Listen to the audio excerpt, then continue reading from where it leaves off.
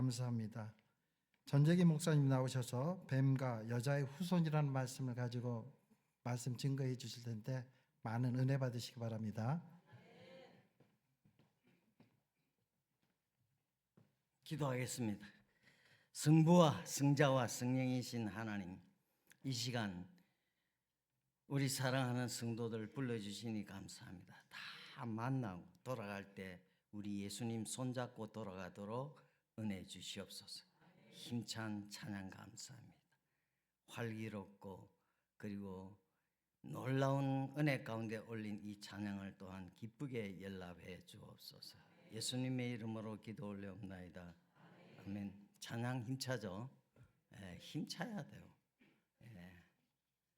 죽은 고기나 병든 고기는 다 떠내려갑니다. 살은 고기는 거슬러 올라갑니다. 오늘 막 넓은 길로 해서 사람들이 예수 믿는다고 하면서 진짜 믿는지 안 믿는지는 모르지만 막 떠내려가고 있어요. 살은 고기는 거슬러 올라갑니다. 얼마나 힘찬 찬송 감사합니다. 제가 교회를 다 다녀봐도 최고예요. 진짜. 자, 창세기 오늘 3장 공부를 하는데요. 뱀과 관련해서 주목할 만한 진리를 가르치고 있기에 아주 중요합니다. 너무너무 중요합니다. 여기서부터 3장부터 모든 게 이제 시작됩니다. 요한계시록까지. 그러니까 오늘 오전은 뱀에 대해서 얘기하고 오후에는 용에 대해서 얘기합니다. 그 뱀과 예수님과의 싸움이 성경 전체에 있습니다. 그런데 예수 믿는 사람들이 그냥 노래도 그냥 그냥 잠드는 노래 이런 거 하고 이러면 안 됩니다. 박력 있게 살아야 됩니다. 정신을 바짝 차려야 합니다. 왜냐하면 죄와 사망을 가져왔기 때문입니다. 이 뱀을 통해서 죄와 사망입니다. 이보다 더 큰 문제 없죠. 뭐 온갖 그 세상 다 가져도 뭐 죽어버리면 뭔 소용이 있어요.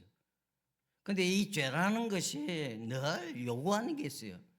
뭐 돈을 요구하거나 권력을 요구하거나 사람을 요구하거나 이런 게 아니고 생명을 요구해요. 죽음을. 그러니 이 얼마나 골치 아픈 거예요. 이걸 누가 감당을 할 수 있겠어요. 그래서 오늘 여기에 대한 이 뱀의 이 머리를 상하게 하신 분이 오신다 이거죠. 복음이라 이 말입니다. 그리고 죄와 사망뿐만 아니고 살아가는 동안에 많은 고통과 어려움이 따라옵니다. 왜 예수 믿는데 구원받는다고 이러는데 하나님의 자녀인데 어려움이 따라오고 더 불신자보다도 더 고통을 당할 때가 많습니다. 한 고비 넘겼으면 또 한 고비가 오고 이제 좀 끝날만 하면 또 오고 이렇게 옵니다. 예외가 없습니다. 그래서 바울은 전도 원정을 떠났습니다. 우리가 전도 여행이라는 이런 표현 쓰지 마세요. 전도 원정이라고 쓰세요. 바울이 여행 간 거 아닙니다. 생명을 내걸고 예수 그리스도를 대장으로 모시고 적군을 향해서 전도 원정을 간 겁니다.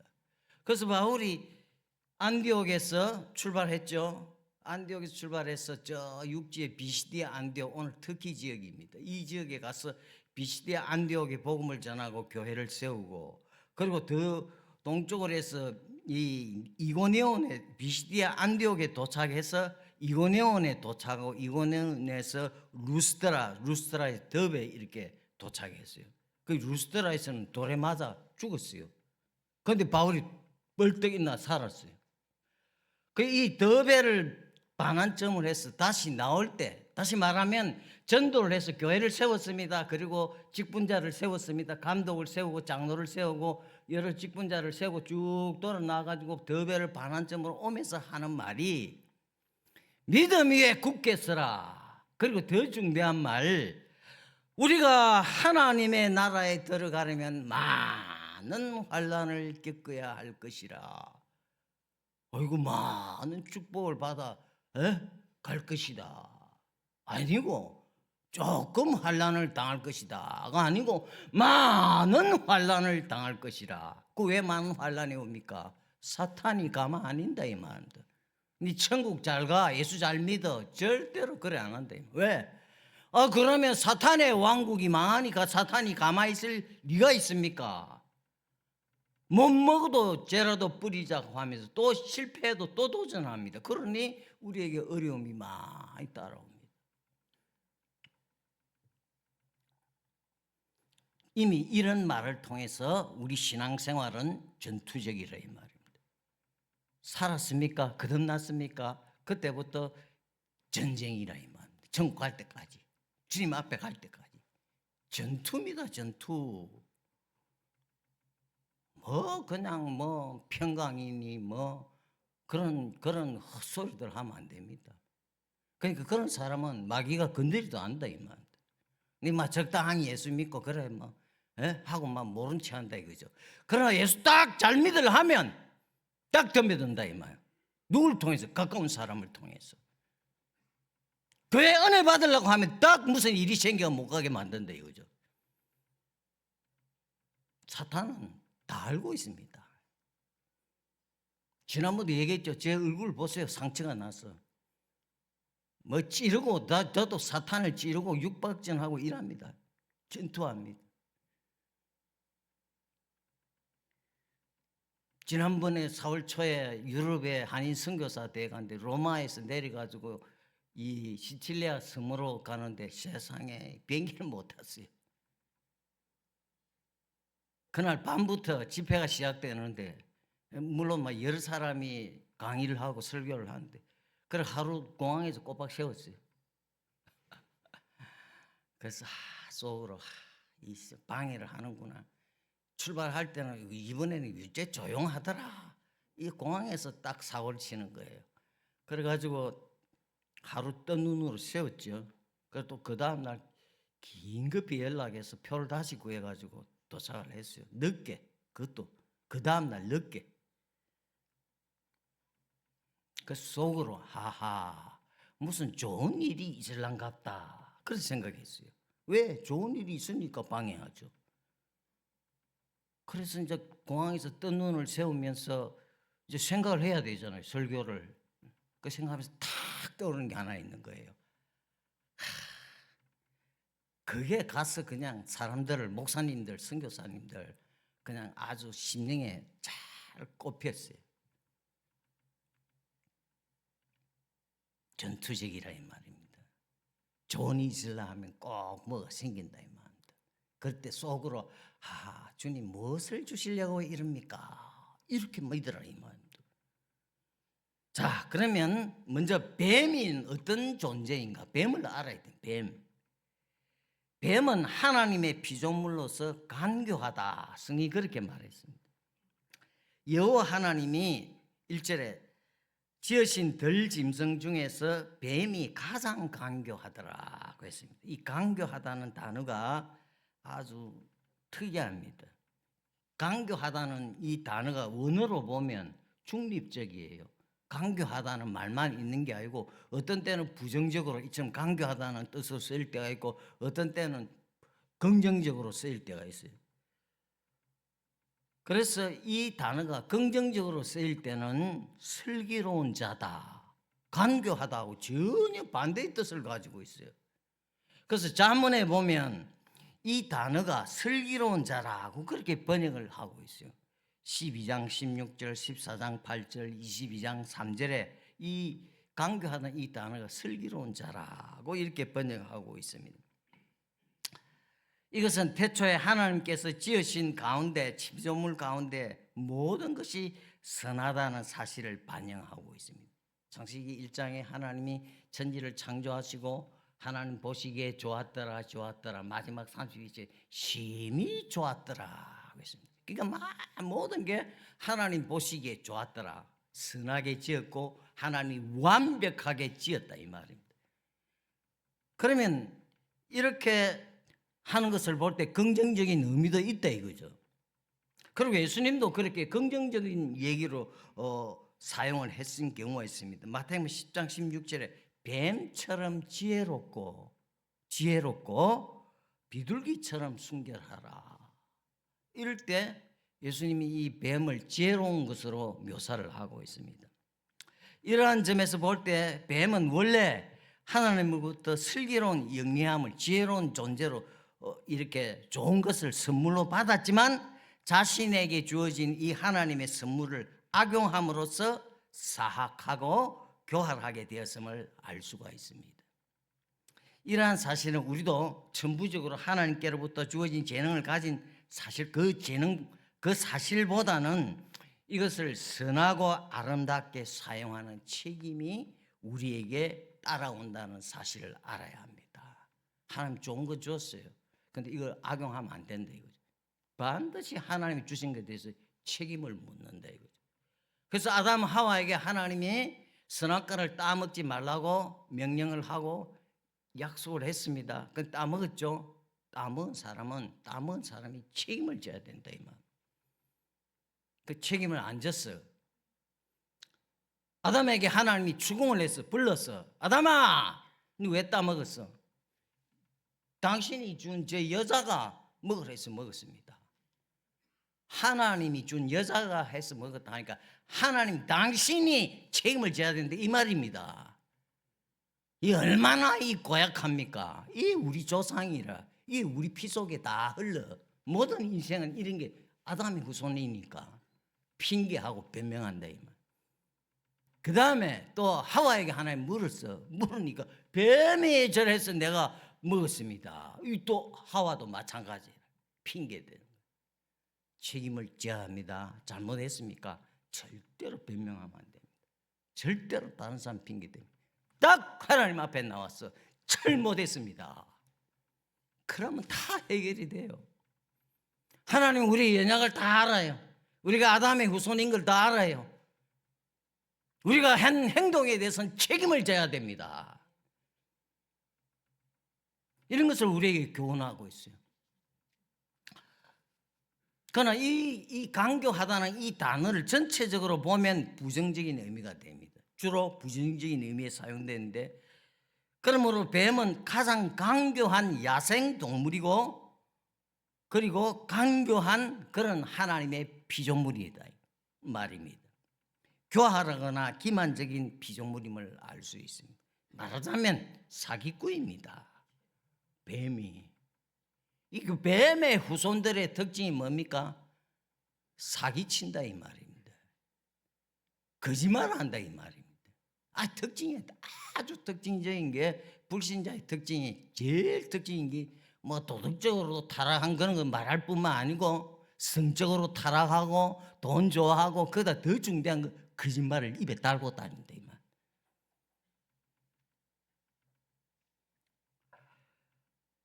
하나님을 부정함으로써 뱀은 인류를 유혹했습니다.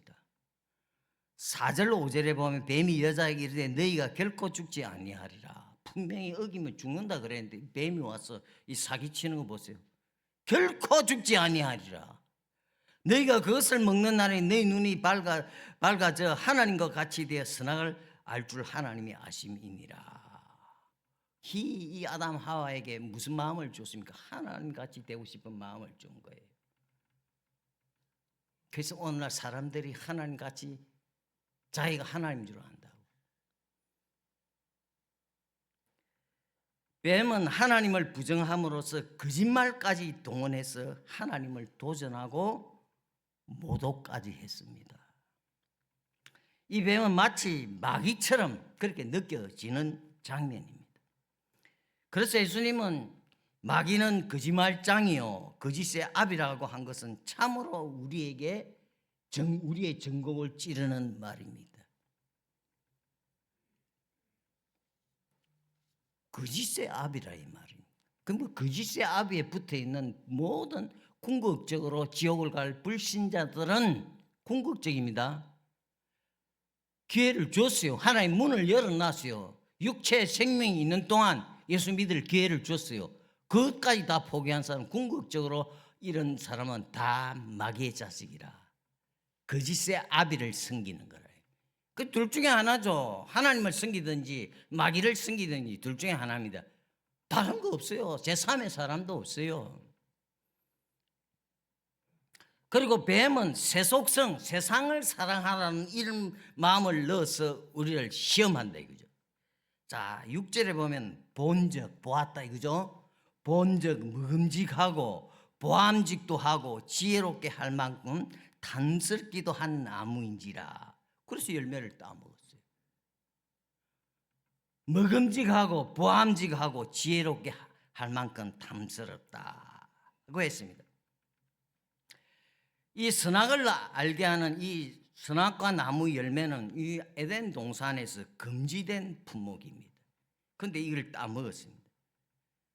그 탐하고자 하는 마음에, 그 하와의 마음에 이미 그런 마음이 작동이 되었대. 마음이 벌써 움직인 겁니다. 하와의 마음이 그게 매료되었던 것입니다. 말하자면 그들은 보자마자 그것들을 사랑하는 마음으로 변해버렸습니다. 뱀은 그들의 마음에 세상에 있는 것을 사랑하도록 그들을 주장했던 것입니다. 이 세속이 뭡니까? 세상을 사랑하는 게 세속입니다. 오늘 우리가 세상을 사랑하는 것은 이 타락한 세상에 만연한 게 뭡니까? 하나님을 반대하는 이 문화, 사탄이 기가 막힙니다. 이 문화를 통해서 수많은 사람들 영혼들을 지옥으로 몰아가고 있대요. 문화, 음악이다, 예술이다. 그래서 이런 하나님을 반대하는 문화를 기뻐하게 하고 세상적인 사고방식과 세상적인 행동 양식을 좋아하는 것으로 나타나기 때문입니다. 세상을 사랑하라는 마음을 집어넣었다는 말입니다. 그래서 하는 것마다 사고가, 생각이 세상적인 방법이다. 세상에 있는 사람들의 사고방식을 가진다. 그건 절대 그러면 안 됩니다. 그건 마귀입니다, 마귀. 사도 요한은 여기에 대해서 멋지게 설명을 했어요. 이 본문에 대해서. 요한 1서 2장 15절 16절에 이렇게 표현했어요. 이 세상이나 세상에 있는 것들 사랑치 말라. 누구든지 세상을 사랑하면 아버지의 사랑이 그 속에 있지 아니하니 이는 세상에 있는 모든 것이 여기 육신의 정욕과 안목의 정욕과 이생의 자랑이니 다 아버지께로 쫓아온 것이 아니요 어디서 세상으로 쫓아온 것이라. 이 아담 하와가 과일을 보고 먹음직하고 보암직하고 탐스럽다는 게 이미 하나님, 이 사도 요한이 이것을 오늘 이렇게 설명을 한 겁니다. 먹음직하다 했죠. 이거는 육신의 정욕을 말합니다. 그리고 보암직하다는 안목의 정욕, 눈이라 눈을 통해서 딱 들어온다.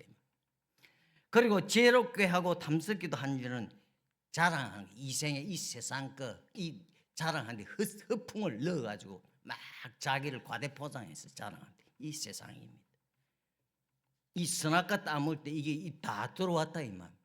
이것을 사도 요한이 해석을 한 거라 이만. 육신의 정욕은 타락한 인간의 본성으로 우리 본성입니다. 본성으로 하나님을 대적하고 자기 만족만을 추구한 자세를 말합니다. 하나님 없는 사람은 본질적으로 하나님을 대적합니다. 하나님 원수입니다. 형제여 자매여 당신은 하나님과 원수입니다. 이래 우리가 복음을 전해야 돼. 알려줘야지. 이래 안 하고 그런 거 다 빼버리고 하나님은 당신을 사랑합니다. 당신을 사랑할지 안 할지 우리가 어떻게 알아요? 본질적으로 예수 밖에 있는 사람은 하나님과 원수라. 그래서 형제여 자매여 당신은 하나님과 원수입니다. 그러나 여기에 기쁜 소식이 있습니다. 그렇지만 당신은 예수를 믿으면 이 하나님과 화해하게 됩니다. 예수 그분은 우리와 하나님과 화해하기 위해서 자신이 몸을 하나님께 드려서 우리의 죄의 빚을 다 갚아서 화목하게 됩니다. 이렇게 해야 되는데 안 한다 이거죠. 왜 이렇습니까? 상대방의 기분을 상하게 하면 안 되니까. 그럼 하나님의 기분은 상하게 해도 되고 사람의 기분은 안 상하게 됩니까? 근데 물어보겠습니다. 그 하나님은 그렇게 기분이 상하고 사람은 기분이 안 상해야 됩니까? 하나님을 기쁘게 하랴, 사람을 기쁘게 하라. 사람을 기쁘게 하면 그리스도의 종이 아니니라. 사람을 기쁘게 하면 그리스도의 종이 아니니라. 목사 선교사만 그렇습니까? 종입니까? 다 종이에요. 그것도 번역이 좀 약해요. 다 노예라 이면 노예. 바울이 자기는 예수 그리스도의 종이요 이랬지. 그 말을 다시 정확하게 번역하면 노예. 나는 당신의 노예입니다. 그 번역하면서 슬쩍 뉘앙스를 낮춰놨다 이면. 왜? 노예라 하면 좀 듣기가 어감이 안 좋으니까.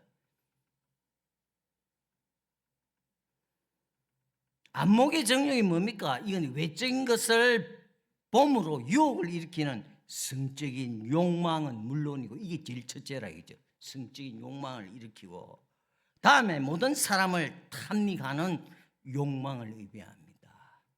그 다윗이 대표적이죠.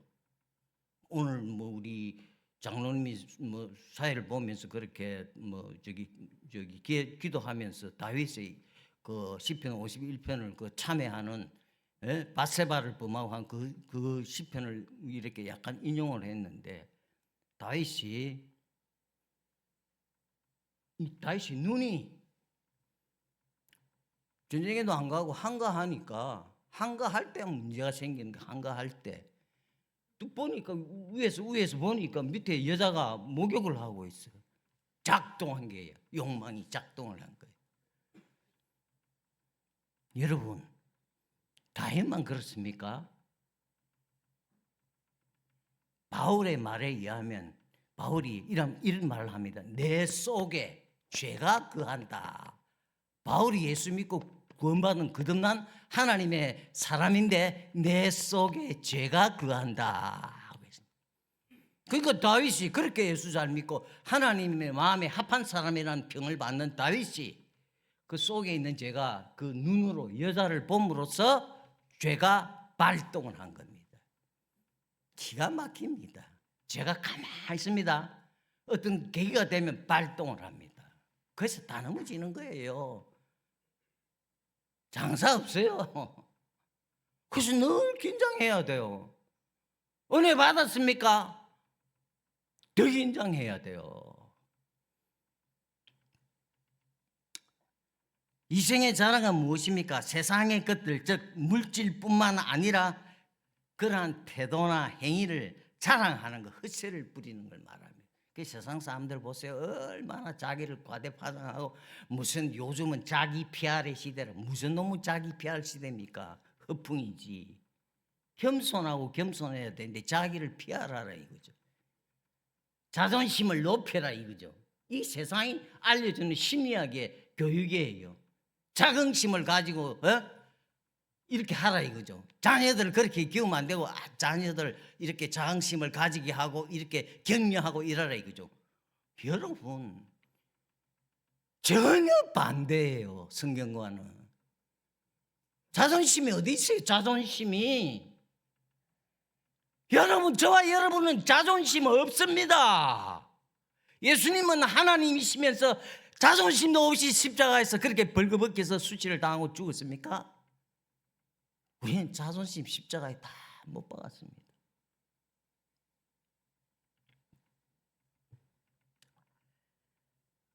이러한 것들은 다 하나님에게서 비롯된 것이 아니라 세상, 곧 사탄이 지배하는 타락한 사람들의 마음에서 비롯돼야 돼요. 세상, 사탄이 공중 권세를 잡고 모든 사람을 지배합니다. 예수 안 믿는 사람은 전부 다 사탄의 노예입니다. 사탄에게 포로되어 있습니다. 그 사람이 수천억을 가지고 회사를 경영하고 국가의 원수가 되던 이후에 모든 안 믿는 사람은 사탄의 손아귀에 있는 겁니다. 사탄의 손아귀. 그래서 사탄이 공중 권세를 잡아 있기 때문에 모든 이 세상의 것들을 사탄이 줍니다. 권력을 줍니다. 대통령이 당선되게 하고 재벌이 되게 하고 음악을 잘해서 수많은 사람들에게 인기를 얻고, 그리고 운동을 잘해가지고 수많은 사람들의 갈채를 받으며 소위 말하는 이 유명인이 되는 겁니다. 어떤 사람은 지독하게 가난해서 노숙자가 돼서 이렇게 하기도 하고,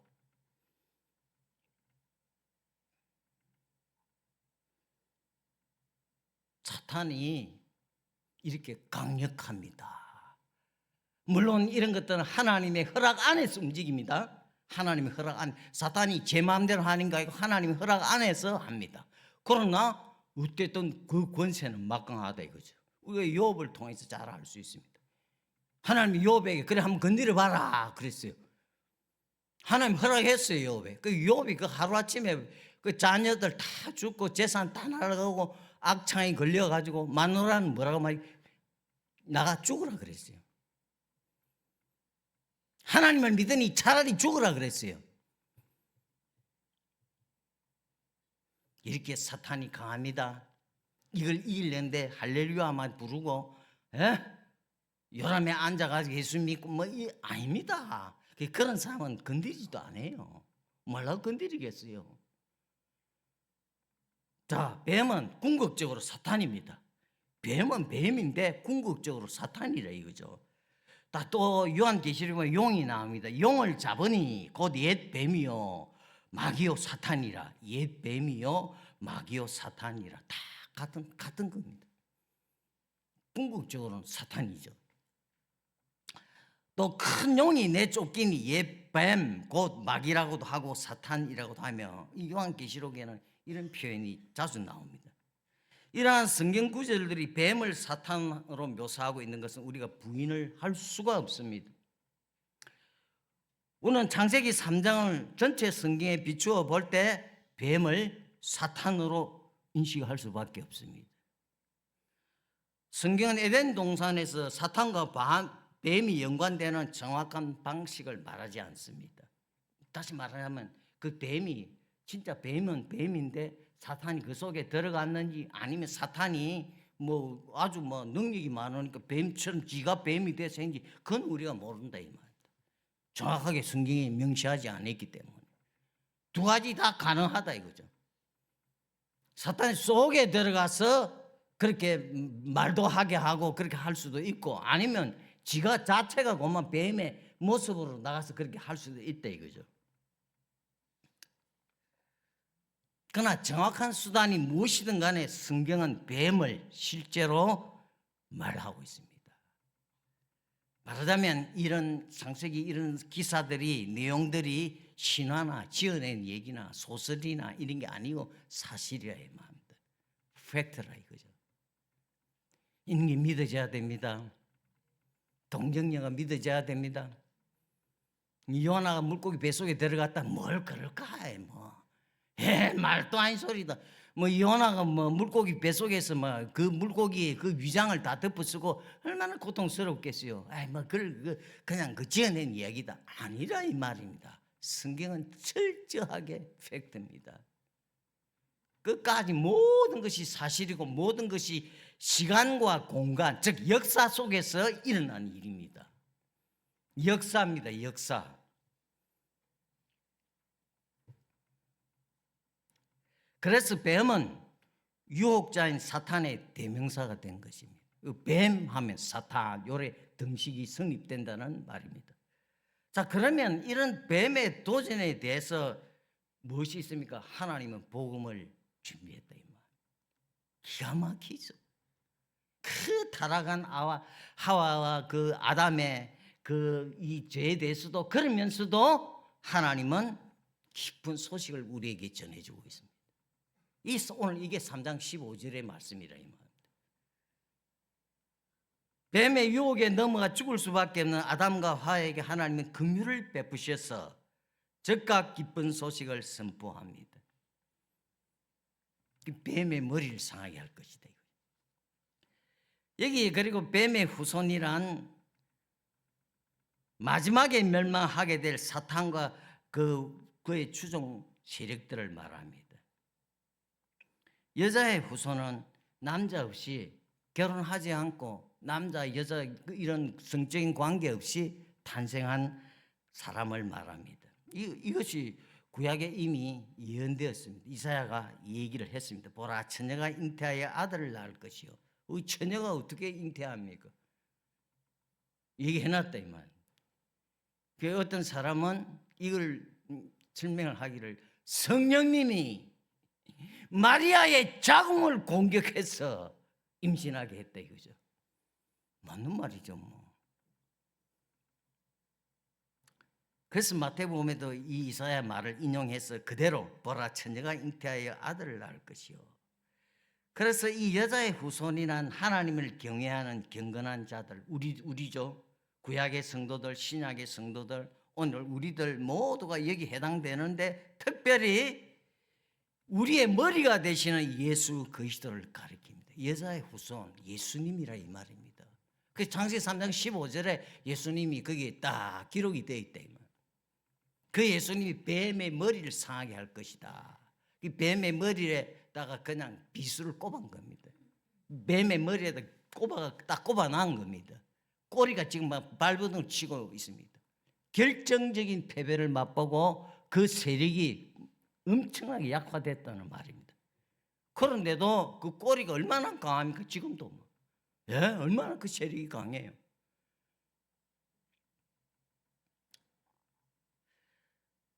그러므로 이 세상에서는 아담의 범죄 이래 두 세력, 곧 사탄을 중심으로 한 불의한 세력과 예수 그리스도를 중심하는 의의 세력 간에 눈에 보이지 않는 치열한 영적 전투가 벌어지고 있습니다. 뭐 이런 거는 이런 거에 관심 없고 이런 거는 설교 안 하고 뭘 하는지 모르겠어요. 뭐 우리의 문제를 해결하고 뭐 하는 방법이 어떻고 뭐 아무것도 아닙니다. 그거는. 이 본질적으로 이렇게 전투를 하고 있는데 이 전투에 승리할 수 있도록 우리가 무장해야 될 거 아닙니까? 그 오해에 빠지면 안 됩니다. 오해는 더 결정적인 이 용과의 싸움에서 승리하는 것인데, 이 세상에 사는 사람은 누구도 이 전쟁에서 자유롭지 못합니다. 이 전쟁은 이 세상이 종말을 구하여 인간의 역사가 끝나는 그 순간까지 계속됩니다. 주님 오실 때까지 계속된다는 말입니다. 사탄은, 뱀은 결정적으로 제일 중요한 머리 부분이 상처를 입었습니다. 결정적으로 패배를 했습니다. 이것은 실제로 이 예언은 예수께서 불의한 자들에 의해 십자가에 못 박혀 죽으십니다. 그죠? 대제사장들과 그 유대인들, 바리새인, 사두개인 이런 사람들에 의해서 잡혀서 십자가에 죽으셨다가 3일 만에 사망 권세를 깨뜨리고 부활하심으로써 이 말씀이 뱀의 머리를 상하게 하는 것이 성취가 되었다. 그래서 요한복음 19장 30절에는 예수님이 다 이루었다, 벌거벗은 몸으로, 수치스러운 몸으로 다 이루었다라고 했습니다. 이 단어가 원어 헬라어에는 테테레스타 한 단어로 기록이 되어 있습니다. 영어는 it is finished, 그것이 끝났다, 세 단어입니다. 우리말은 다 이루었다, 두 단어로 되어 있습니다. 이게 기가 막힌 말씀입니다. 다 이루었다. 엄청난 사상을 이 속에 내포하고 있는 것입니다. 그러면 이 단어가 테테레스타이라는 이 단어가 그 당시 어떻게 쓰였냐면, 예수님 시대에 어떤 화가나 조각가가 자기 작품을 다 완성하고 나서 잠깐 떨어져서 기분이 좋아가지고 작품을 다 완성했다 할 때 테테레스타이라고 했지. 마찬가지로 그리스도께서 구속의 그림을 완성했기 때문에 테테레스타라고 했던 것입니다. 십자가의 주님은, 이 주님이 예언의 그림을 최종적으로 십자가의 보혈로 완성하셨음을 주님 자신이 선포를 했습니다. 이 예언의 희미한 그림은 이제 확실하고 분명하게 그려졌으며, 마지막으로 예수님이 자신의 보혈로 그림을 완성을 했습니다.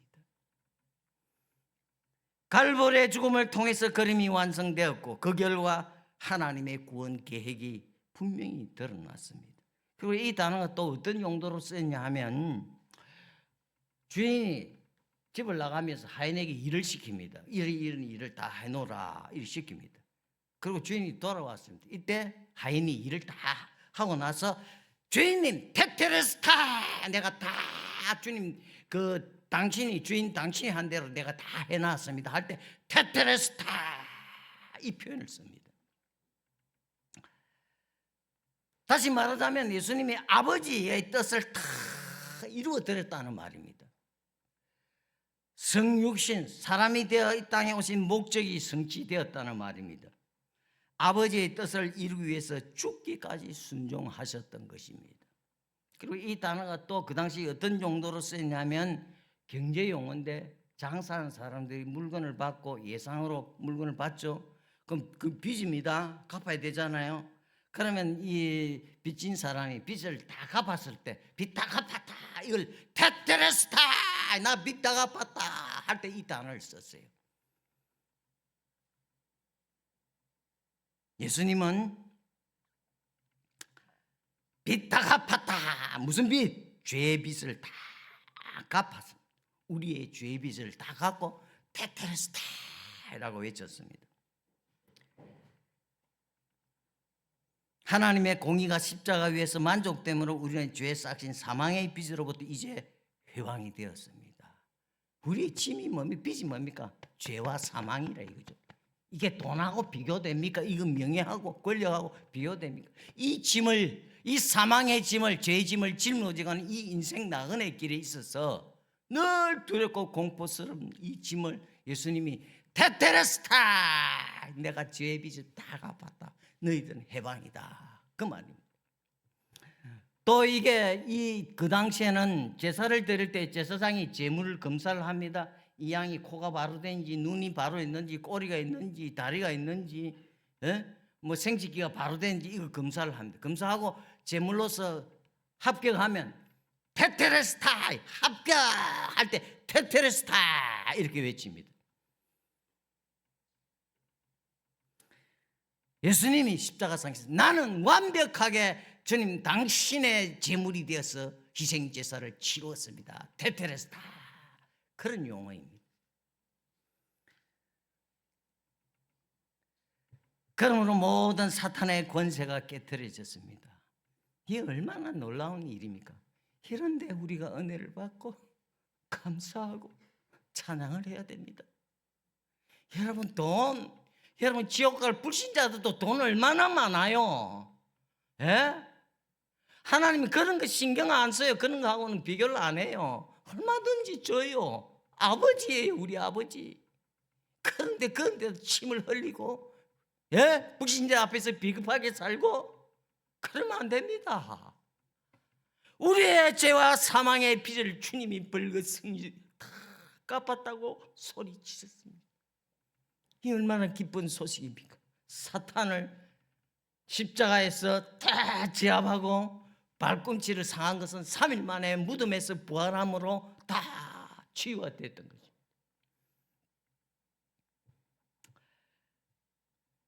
십자가는 겉으로 보기에는 사탄에게 있어서 가장 위대한 승리의 순간처럼 보이지만 실상은 그의 최후의 패배의 순간입니다. 그러므로 이 세상에서는 여전히 영적 전투가 진행되고 있습니다.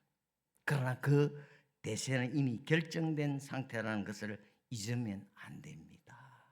꼭 기억하세요. 힘들 때, 외로울 때 기억하세요.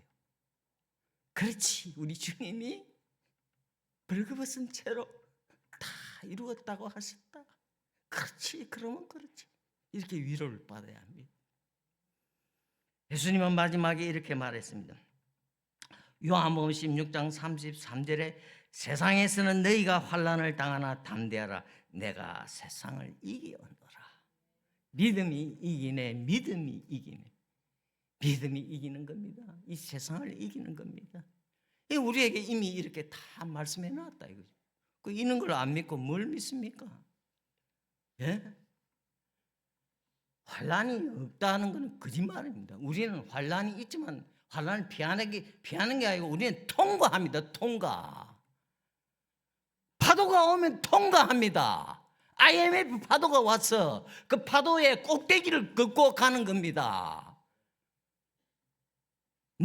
그냥 IMF 왔다고 IMF 파도에 그냥 붕덩 빠져가지고 사업이 어쩌니 직장이 어떠니 그 허우적거리고 있대요. 통과하는 겁니다. 왜? 예수님이 내가 세상을 이겼노라 고 말했기 때문입니다. 믿기를 축원합니다. 기도하겠습니다. 아버지, 우리 다 부족합니다. 연약합니다. 아버지, 우리의 연약과 모든 것을 아시는 주님, 주님이 오늘 또 우리에게 기쁨의 소식을 전해주심을 감사합니다. 십자가상에서 다 이루었다고 하시면서 뱀의 머리를 상하게 하신 것 감사합니다. 이 믿음 가지고 승리해서 날마다 주마다 많은 설립품을 가지고 주님 앞에 오는 우리 모두가 되도록 축복해 주시옵소서. 예수님의 이름으로 기도 올리옵나이다. 아멘.